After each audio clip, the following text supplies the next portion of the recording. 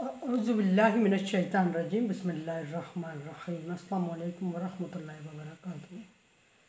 सूरह फुरकान है मेरे सामने और सूरह फुरकान की आयत नंबर 23 है, पारा नंबर 19 है और रुकू नंबर 1 है। आयत नंबर 21 में आयत नंबर 22 में अल्लाह तबारक व तआला ने मुजरिमों का जिक्र करते हुए फरमाया कि यौम यरौनल मलाइका, क़यामत के दिन जब वो फरिश्तों को देखेंगे तो बड़ी आस उम्मीद से और खुशी खुशी उम्मीद लगाए हुए देखेंगे कि शायद कि उनके लिए कोई खुशखबरी हो और शायद कि उनके अमाल को कबूल किया गया हो। कुछ जो दुनिया में शायद अल्लाह तबारक व तआला उन पर रहम करे, कुछ भी जो उम्मीद होगी उनकी, तो अल्लाह तबारक व तआला उनको मायूस फरमाएंगे। फरमाया कि ला बुशरा यौमइज़िन लिलमुजरिमीन, तो मुजरिमों के लिए वहाँ कोई खुशखबरी नहीं होगी। और फिर क्या होगा, यक़ूलूना हिजरन महजूरा, वो कहेंगे महरूमी ही महरूमी, हमारे लिए तबाही ही तबाही, बर्बादी ही बर्बादी, हलाकत ही हलाकत।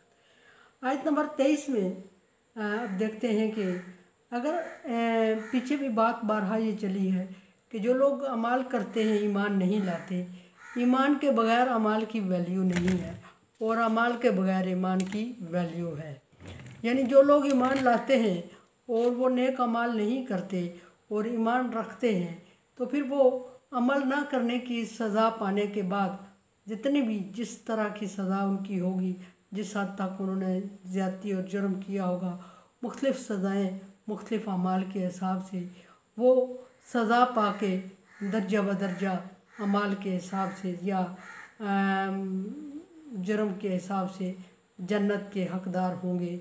और जितना टाइम मुकर्रर होगा सज़ा का, आगे पीछे करके वो सज़ा भुगत के जन्नत में दाखिल होते रहेंगे।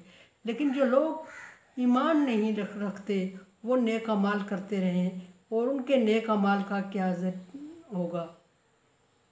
तो बारहा मैं ये अर्ज़ कर चुकी हूँ कि ईमान के बगैर अमाल की वैल्यू नहीं है। लेकिन अगर अमाल की वैल्यू नहीं है तो फिर वो अमल तो कर रहे हैं, तो क्या अल्लाह तबारक व तआला ज़ालिम है कि उनके अमाल को ज़ाया कर दे। अल्लाह तबारक व तआला फरमाते हैं लैसा बिज़ल्लामिल लिल-आबिद, मैं अपने बंदों के साथ जुल्म नहीं करता। और अगर वो जुल्म नहीं करता तो फिर उनके जो अमाल, जो मेहनत, जो मशक्क़त, वो रहेगा कैसे, किस तरह की। आखिर अल्लाह तबारक व तआला अपनी मखलूक पर 70 माओं से ज़्यादा शफ़ीक है। वो ला युखलिफुल मियाद, अपने वादे के ख़िलाफ़ भी नहीं करता। और वो ये भी फरमाता है कि मैं किसी अमल करने वाले के अमाल को ज़ाया नहीं करता, खा वो ज़रा भर भी हो।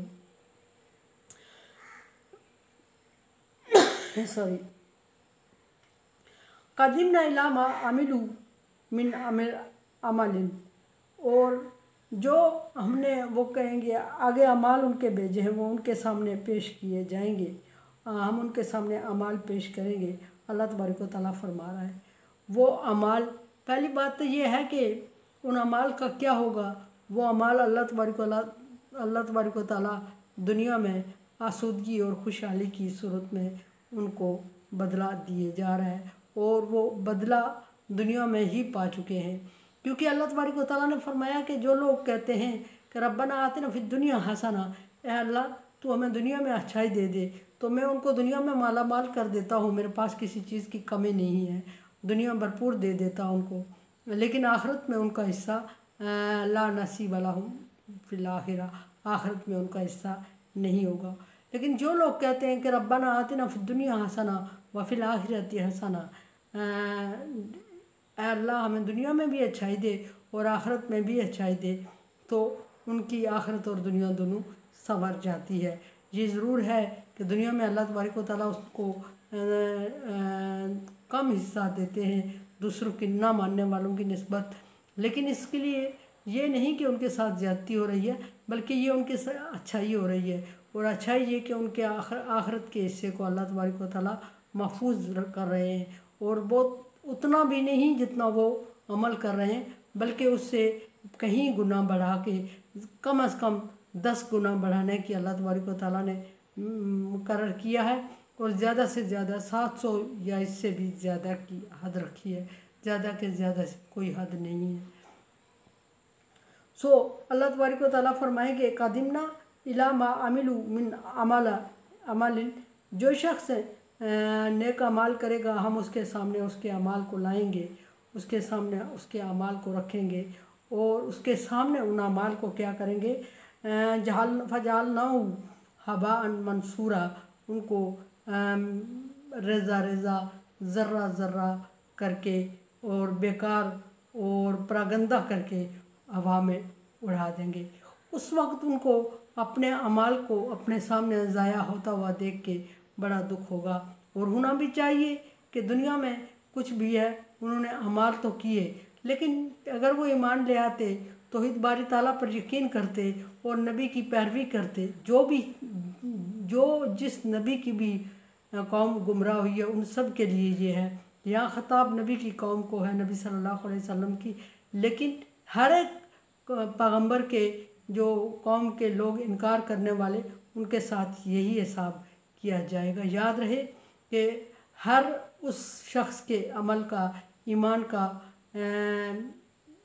हिसाब रखा जाएगा और उसके ईमान को की कदर की जाएगी जो अपने नबी, अपने वक्त के नबी की शरीयत पर ईमान लाता था, अपने वक्त के नबी की शरीयत का ताबे था, तावक्ते के अगला नबी ना आ जाए।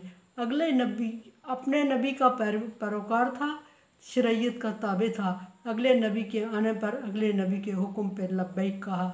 डेफिनेटली जो अपने नबी की सही शरीयत पर, पूरी शरीयत पर ईमान लाते हैं और उसको उस तरह मानते हैं जिस तरह के अल्लाह तबारक व तआला ने नाज़ल फरमाई और उस तरह जिस तरह के पैगंबर ने उनके सामने पेश की उस तरह मानते हैं, तो उनको अगले आने वाले पैगंबर से कोई एतराज़ नहीं होता। वो जानते हैं कि ये चीज़ें जो अभी ये पैगंबर नया आने वाला हमें बता रहा है, यही पिछले पैगंबर की शरीयत थी, यही गुज़रे हुए पैगंबर की शरीयत थी। और अगर कुछ तब्दीली आई हुई है तो वो उन लोगों ने, उसके उलमाए कराम ने, उसके पेशवाओं ने और उनके दानिशवरों ने अपनी तरफ से डाली हुई है। सो वो समझ जाते हैं कि ये जो नया नबी आया है ये शरीयत को असर नो ताज़ा करने, तजदीद करने आया है।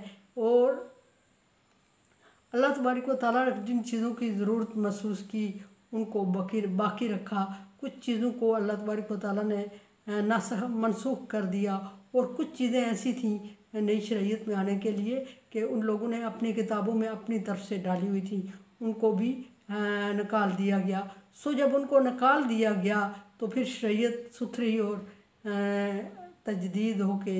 जदीद होके सामने आई और उन्होंने इनकार कर दिया। इनकार करने वालों ने ये कहा कि ये हमारी शरीयत में बातें नहीं थी, ये जो अभी का पैगंबर कर रहा है, सो हम अपने नबी पर ईमान लाते हैं, इसकी बातों को नहीं मानते। फरमाया कि उनके सामने उनके अमाल को ज़र्रा ज़र्रा करके, प्रागंदा करके हवा में उड़ा दिया जाएगा। जिस तरह के उन्होंने हमारे हुक्म की खिलाफ वर्जी की और हमारे हुक्म को इग्नोर, नज़रअंदाज कर दिया। कुरान समझें, देखें, समझें और सब्सक्राइब करें और सदका जारिया में मेरा साथ दें। अल्लाह तबारक व तआला का हुक्म ताअवनु अला बिर्रि व तक़वा, नेकी और भलाई के कामों में एक दूसरे से ताअवुन करें। सो ताअवुन करें, चैनल को सब्सक्राइब करें, शेयर करें और सदका जारिया में मेरा साथ दें। अल्लाह।